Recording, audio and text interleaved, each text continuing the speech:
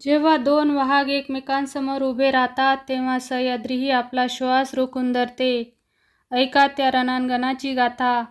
ढालीचे झाले तुकडे तरी तो योद्धा थकला नाही. डाव्या हाताला ढाल करून तो शेवटपर्यंत झुकला नाही. रक्ताच्या थारोळ्यात उभा होता तो. साक्षात महाकाल वाटत होता तो. प्रत्येक वारावर शत्रूचा तो काळ बनून तुटत होता. कोंढाण्यावर रक्ताची होळी सुरू झाली. एका बाजूला स्वराज्याचा ढाण्या वाहक तानाजी मालुसरे आणि दुसऱ्या बाजूला उभा होता तो 500 हाताचं बळ असलेला धिप्पाड उद्याबान राठोड. तलवारीला तलवार भिडली. ठिणग्या उडू लागल्या. जणू आभाळातून विजा कोसळत होत्या.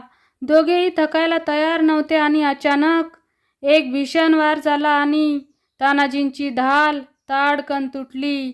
मावळे ओरडले, "सुभेदार, ढाल तुटली, आता मागे व्हा." तानाजी हसले. रक्ताने माखलेलं ते तोंड आणि डोळ्यात स्वराज्याची ती आग. तानाजी कडाडले, "अरे, ढाल तुटली म्हणून हा तानाजी मागे हटणारा मावळा नाही.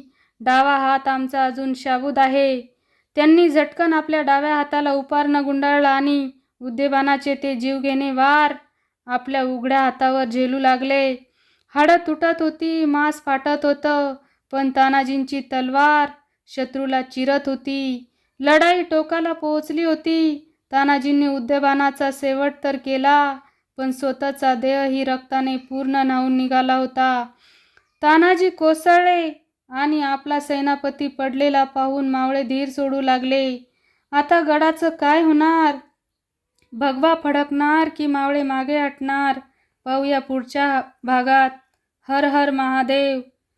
जय जिजाऊ, जय शिवबा.